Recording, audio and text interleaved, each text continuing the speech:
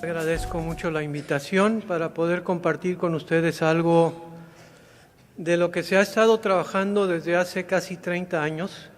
Se mencionó en la presentación, es filosofía con niños y adolescentes. Es una propuesta pedagógica que surge a partir de los años 70 y que actualmente está trabajándose en 67 países de todos los continentes. Matthew Lipman es el creador de esta propuesta filosofía con niños y adolescentes, y él escribe una serie de novelas que van dirigidas desde preescolar hasta el bachillerato. Ahora, ¿cuáles son las características especiales de estas novelas? Es que cada una de ellas aborda conceptos filosóficos. Entonces, un ejemplo, en la que va dirigida a preescolar, la maestra les pide a los niños y niñas que lleven una muñeca. Y entonces les cuenta un cuento en donde un niño le pregunta al otro si su muñeca es real. Y ahí empieza el diálogo filosófico. Y a partir del diálogo filosófico se van desarrollando habilidades de pensamiento, un pensamiento crítico, creativo, reflexivo. Y para esto, claro, el facilitador de la comunidad de indagación filosófica, que es el docente, tiene que tener una serie de herramientas, de recursos, tiene que estar familiarizado con las habilidades de pensamiento que se pretenden desarrollar y con una serie de, sobre todo, preguntas que lanza al grupo, y cada vez que lanza una pregunta tiene la intención de que el niño o el adolescente al contestar está practicando una habilidad de pensamiento. Por ejemplo, ¿qué razón tienes para decir eso? ¿Crees que es buena tu razón? ¿Me puedes dar un ejemplo? ¿Cómo se relaciona lo que dijiste con lo que dijo tu compañero? Cuando dices eso, ¿qué es lo que estás suponiendo? Etcétera. Son muchas preguntas de seguimiento que cada una corresponde a una habilidad de pensamiento que queremos que se vaya desarrollando. Entonces, cada una de estas novelas está construida dentro de un marco de referencia donde van surgiendo conceptos filosóficos. Estos conceptos e ideas se desarrollan a través de ejercicios, planes de discusión y actividades planteadas en los manuales para el maestro. Cada novelita trae un manual como de 250, 300 páginas con ejercicios y planes de discusión para ir desarrollando conceptos, construyendo conceptos, desarrollando habilidades y explorando valores, que serían los tres objetivos fundamentales de esta propuesta pedagógica. La comunidad de diálogo filosófico tiene ciertos valores que se están planteando como deseables.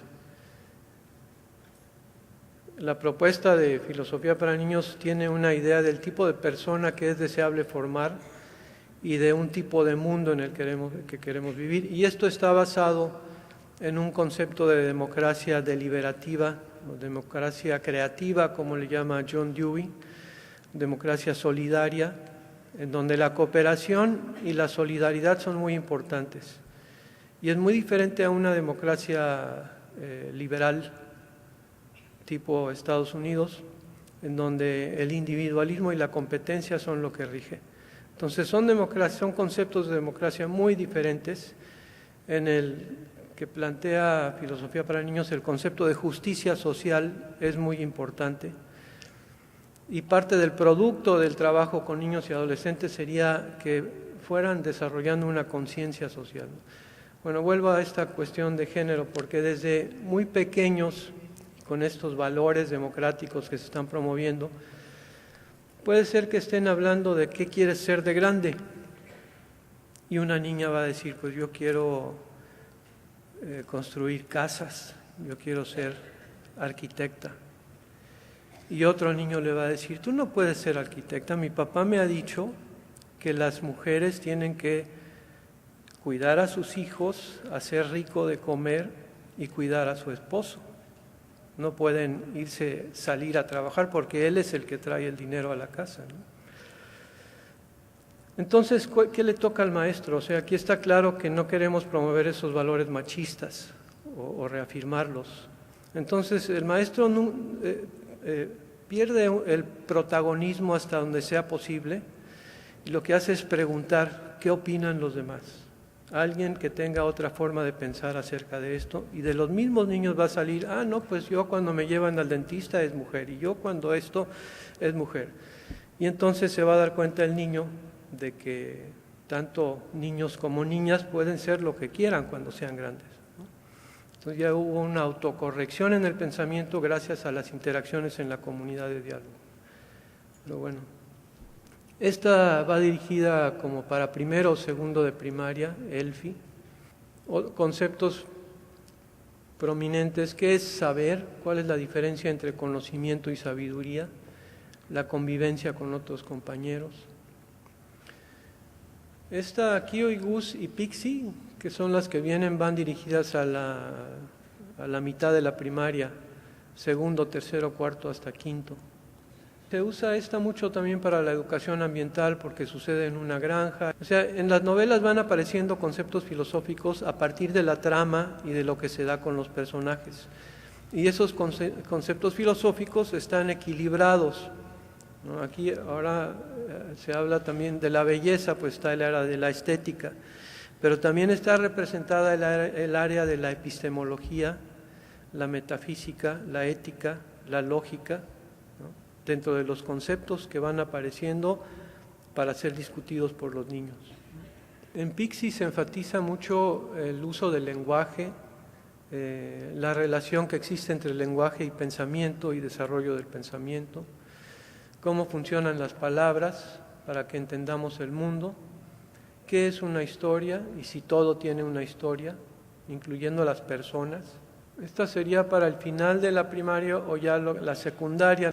Y aquí introduce algunos conceptos de lógica, ¿no? Dentro de la filosofía, la lógica formal, aristotélica, cómo construir argumentos, cómo sacar conclusiones adecuadas a partir de premisas, cómo defender mis ideas a partir de construir argumentos adecuados, defender mis valores, cómo detectar errores de pensamiento, en la lógica informal sobre todo lo que son errores de pensamiento, aquí se va introduciendo a los niños o adolescentes, y es una herramienta increíblemente valiosa para protegerlos contra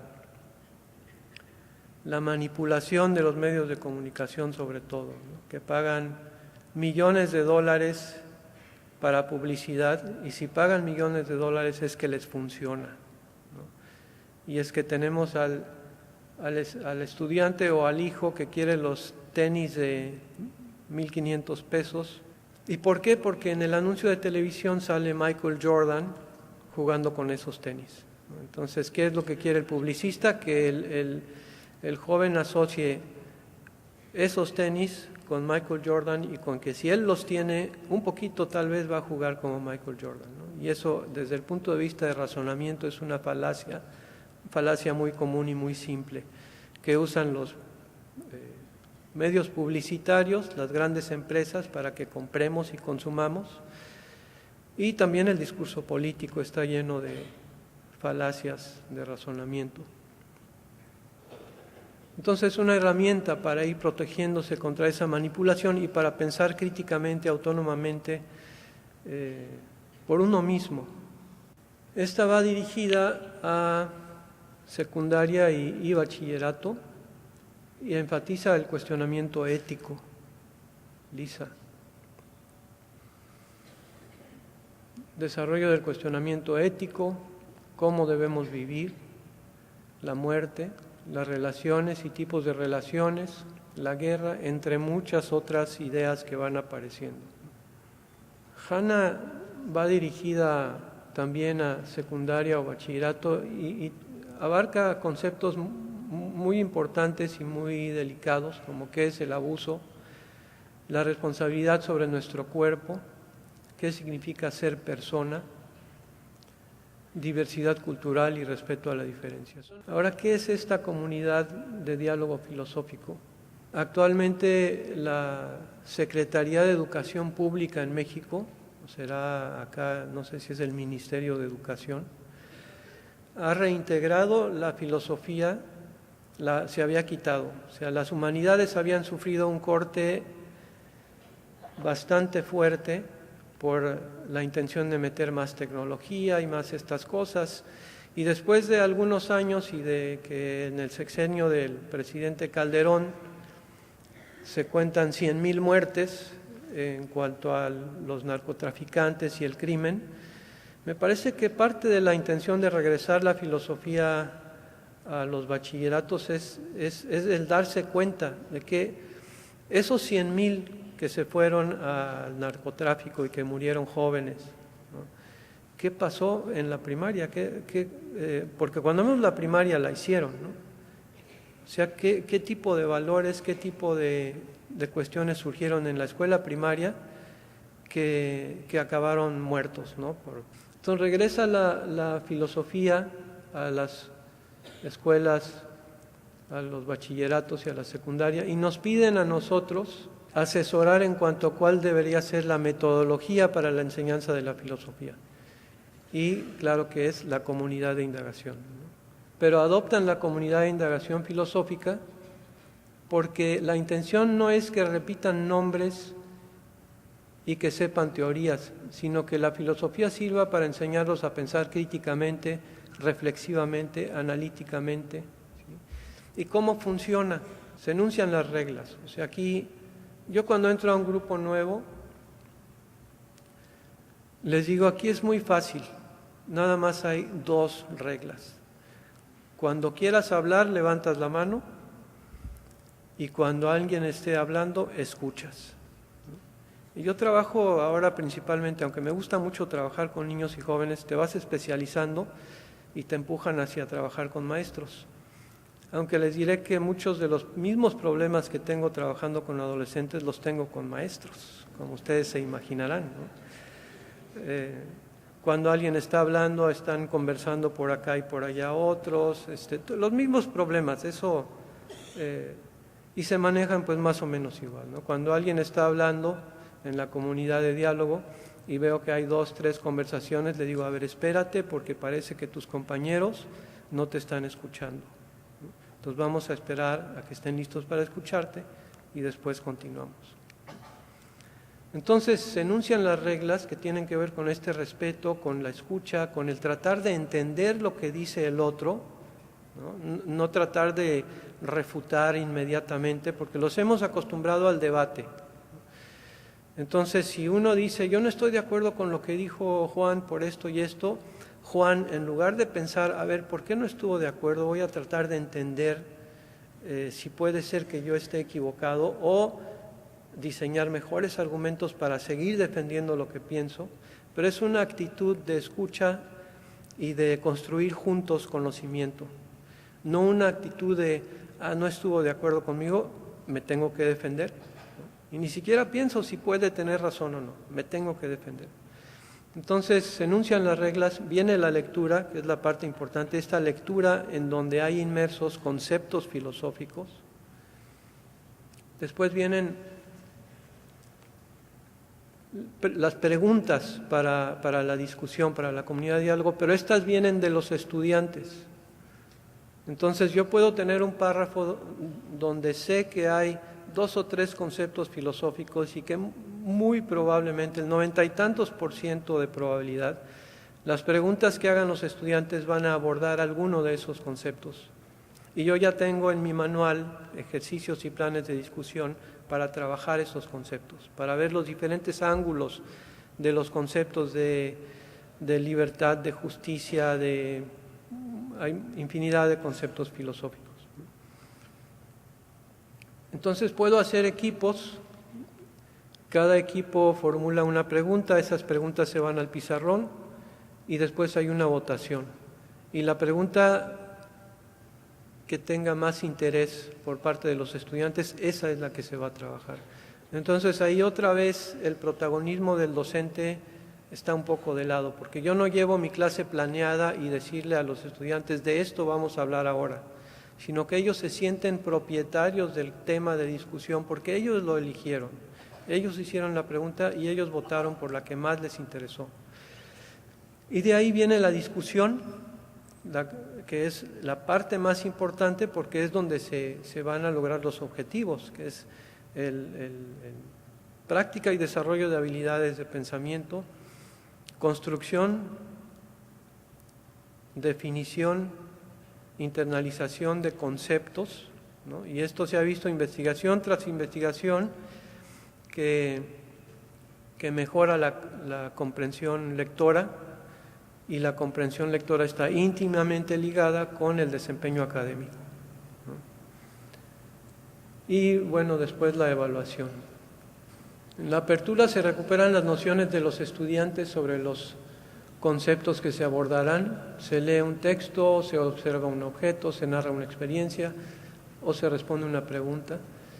Se formulan ya en el desarrollo se formulan y seleccionan preguntas, se discute en torno a las preguntas y o posibles respuestas, se identifica de qué se discutió, qué se trató, se caracteriza, define o reconoce el sentido de los conceptos abordados, se valora cómo realizaron la discusión o el tratamiento de la misma, se identifican y evalúan procedimientos y actitudes, se formulan preguntas y en el cierre se comentan textos en los que se aborden los conceptos. Ellos ya se pueden ir a investigar si quieren a los autores, pero eso en principio no nos interesa. Lo que nos interesa es que haya un diálogo en donde se practican y desarrollan habilidades críticas, reflexivas de pensamiento, analíticas, donde ellos cuestionan sus propios valores, ¿no? Una consigna muy importante en la comunidad de diálogo filosófico es provocar desequilibrio cognitivo.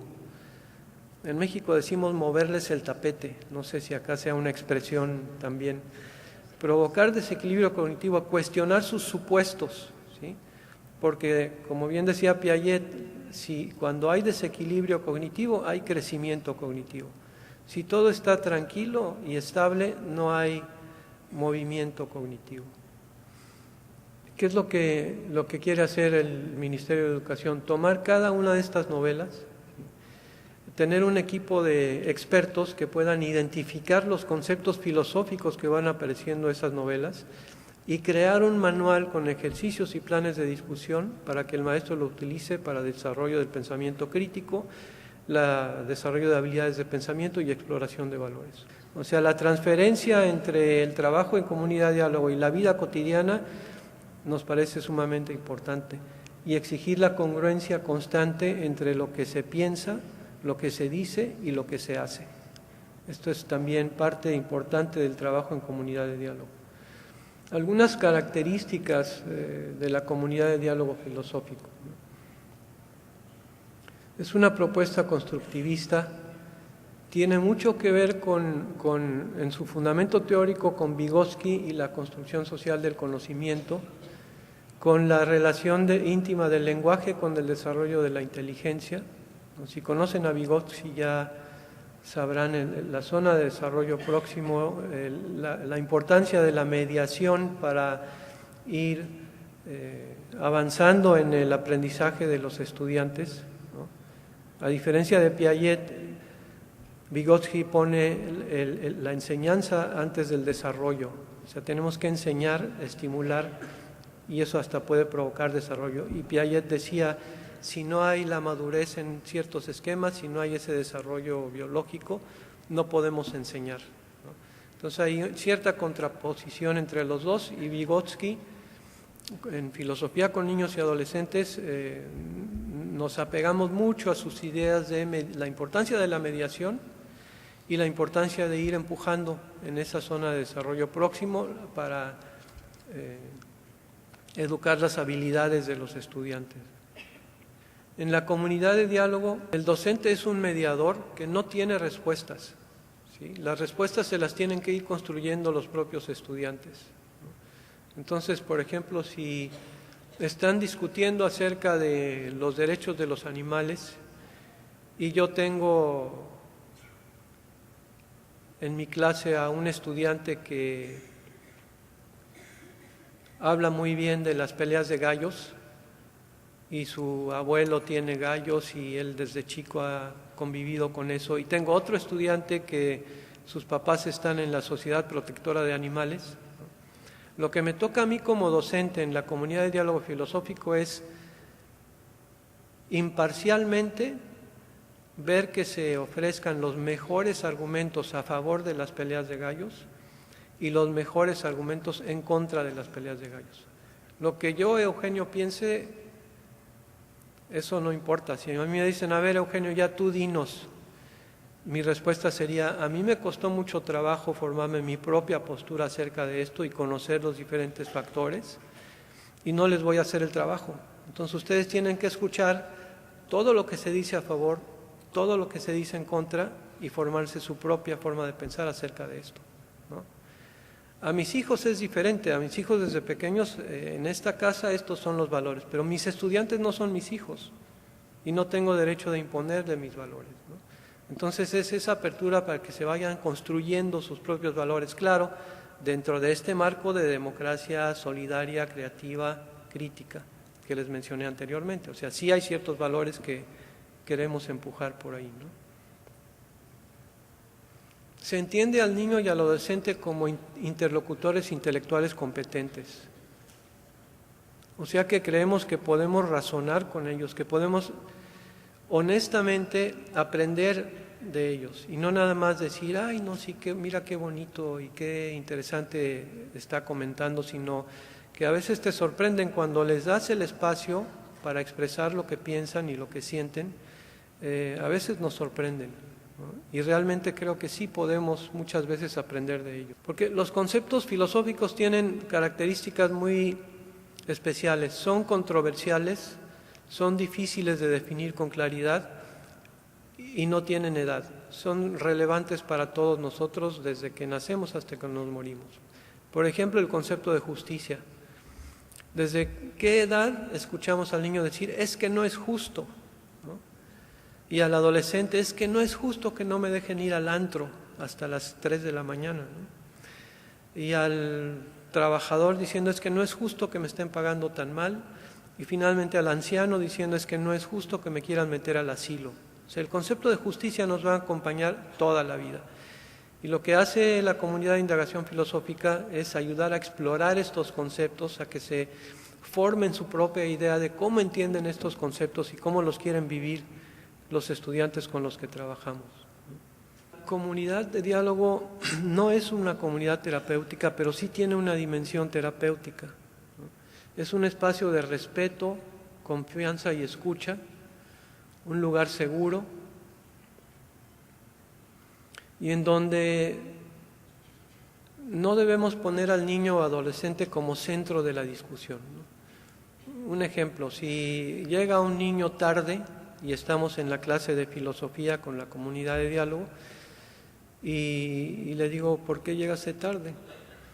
Pues es que ahora en la mañana mis papás se pelearon y mi papá le pegó a mi mamá y por eso llegamos tarde. Entonces, en lugar de decir, a ver, pobrecito Carlitos, ¿qué opinan de lo que le pasó? Eso estaría equivocado, porque yo no soy un terapeuta, si fuera tal vez, ¿no? Yo soy un docente y lo que dice Filosofía para Niños es hay que descentrar. Entonces, en lugar de poner al niño como centro de atención, lo que se hace es decir, bueno, ¿qué otras formas o por qué a veces los seres humanos solucionamos las cosas de este modo? ¿Qué otras formas hay de solucionarlas? Entonces, descentrar. Hay una aceptación incondicional y hay respeto a las personas y sus opiniones en la comunidad de diálogo. Estos son autores que en lo que pasa en la comunidad de diálogo sí hacemos un poco de esto que hacen estos que son psicoterapeutas, ¿no? Pero no es nuestra intención. Pero estos terapeutas toman el razonamiento del cliente o del paciente y lo cuestionan, lo confrontan, ¿sí? Y es un poco de lo que sucede en la comunidad de diálogo también, ¿no? Se cuestionan los supuestos de sus integrantes y aunque hay efectos terapéuticos, estos no constituyen la principal intención del facilitador. Ahora, ¿cómo es este tipo de pensamiento que queremos que vayan adquiriendo los estudiantes desde niños hasta adolescentes? Le llamamos pensamiento multidimensional porque consta principalmente de 3 dimensiones: pensamiento crítico, pensamiento creativo y pensamiento valorativo. El pensamiento crítico, especialmente en la adolescencia, es de fundamental importancia para el sano desarrollo de la persona y especialmente para el desarrollo de su identidad. Los cambios físicos, psicológicos y cognitivos desencadenan procesos de pensamiento que llevan a acciones a veces impulsivas y de consecuencias impredecibles sobre el ambiente. Especialmente el adolescente puede decidir robarse el carro, irse con los amigos, comprar 2 cajas de cerveza e irse con los amigos en el carro, puede decidir embarazar a la novia, decidir dejar de ir a la escuela, dejar de estudiar, ¿no? Todas esas decisiones, si llevamos un trabajo con ellos de cierto tiempo en comunidades de indagación filosófico, cuando menos hipotéticamente ya manejaron esto en situaciones seguras en el salón de clase de qué pasaría si tal o cual cosa, y van a tener el esquema de la gama de opiniones de sus compañeros acerca de si es prudente o no es prudente hacer algo, qué posibles consecuencias tendría, qué alternativas tengo en lugar de hacer esto u otro. O sea, el mejoramiento del juicio, de la toma de decisiones, es uno de los aspectos que nos importa más dentro del trabajo en comunidad de diálogo. El pensamiento crítico es sensible al contexto, porque el pensador crítico, antes de hacer o decir algo, analiza cuidadosamente las características de la situación en la que se encuentra antes de tomar una decisión.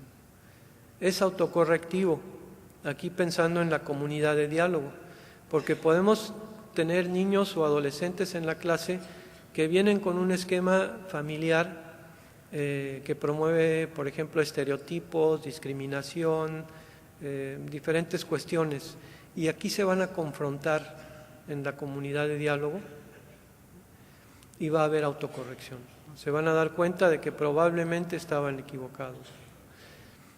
Está basado en criterios porque siempre que pienso críticamente puedo ofrecer razones. Puede ser, ¿por qué hiciste o dijiste? Pues por esto y esto y esto. Y puedo analizar las razones y ver si son buenas razones. Es lógico, o sea que no se contradice, sigue las reglas de la lógica, es racional. Y el pensamiento creativo es autotrascendente, o sea, el pensador creativo siempre trata de ir más allá de lo que es, de lo que ya está, de lo que existe. Y Lippmann, el creador de Filosofía con niños y adolescentes, pone al artista como un ejemplo de pensador creativo, ya sea el músico, el pintor, el escultor, el poeta. Y dice que lo peor que le puede pasar es descubrir que se está repitiendo. Entonces, por eso el pensador creativo, el pensamiento creativo es autotrascendente, trata de ir más allá de lo que ya está. Es original, es mayéutico porque trata de dar a luz cosas nuevas. Puede ser impulsivo, a diferencia del crítico nunca sería impulsivo, es cuidadoso, ordenado, correcto. Acá sí puede ser impulsivo, puede ser emocional, y la intuición y las corazonadas sí importan mucho aquí, ¿no? El pensamiento creativo permite al niño y adolescente trabajar con hipótesis, ponerlas a prueba con su grupo de pares y analizar las posibles consecuencias de diversos cursos de acción. El pensamiento crítico le permite reflexionar acerca de las posibilidades y alternativas y llegar a una toma de decisiones más informada, más apropiada. No queremos niños y adolescentes súper racionales, fríos, calculadores, o sea, muy pensamiento crítico, formal, correcto, pero tampoco queremos personas que basen la toma de sus decisiones principalmente con base en lo que les dictan sus emociones. Nos interesa formar seres razonables y la razonabilidad es el justo equilibrio, el justo medio entre la razón y la emoción. O sea, las dos son importantes y se conjuntan en la comunidad de diálogo para crecer más integralmente con este pensamiento multidimensional. La tercera dimensión, el pensamiento del pensamiento multidimensional, es la cuestión de los valores.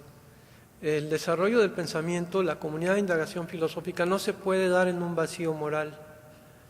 Entonces, ¿cuál debe ser la dirección moral del desarrollo del pensamiento? Y bien, entra este concepto de democracia solidaria, democracia creativa que le llama John Dewey, ¿no? En donde la igualdad es un aspecto muy importante, en donde se toma en cuenta el voto de la mayoría, pero también se toma en cuenta los derechos de la minoría. Entonces, cuando hay un conflicto y gana una mayoría, se discute, se analiza cómo se puede llegar a compromisos, en donde tal vez la mayoría sacrifique un poquito de su postura original y la minoría un poquito de su postura original, y se llega a una tercera vía de acción en donde nadie sale perjudicado. Eso sería lo ideal, ¿no?, en este concepto. Entonces, la democracia deliberativa se ve como un sustento valoral de la educación para hacer mejores juicios. El desarrollo de una sensibilidad hacia la necesidad de una conciencia social, ¿no? Y esto tiene que ver con pensar globalmente y actuar localmente. O sea, hay problemas en el mundo, hay pobreza, hay desempleo, hay muchas cosas. Yo no lo puedo solucionar todo, pero sí puedo ver en mi entorno más inmediato qué problemas hay y cómo puedo contribuir a su solución, o cuando menos no ser parte del problema. Parte bien importante también es, a partir de proveer de información a los estudiantes, ayudarlos a ser consumidores críticos. Hay muchísima información en Internet y en otros contextos en cuanto a, por ejemplo, desarrollo sustentable, consumo crítico, pero no es conveniente a las grandes empresas, al capitalismo neoliberal, no le conviene que toda esta información sea de dominio público, porque entonces dejamos de consumir o consumimos más críticamente, ¿no? Ir desarrollando un proyecto personal y social. ¿Qué tipo de persona quiero ser y en qué tipo de mundo quiero vivir? Estas dos preguntas son una constante trabajando desde niños y adolescentes. ¿Qué tipo de persona quiero ser? Y si mis actos cotidianos están siendo congruentes con ese proyecto personal y el proyecto social. Ojalá que les haya parecido interesante. Muchas gracias.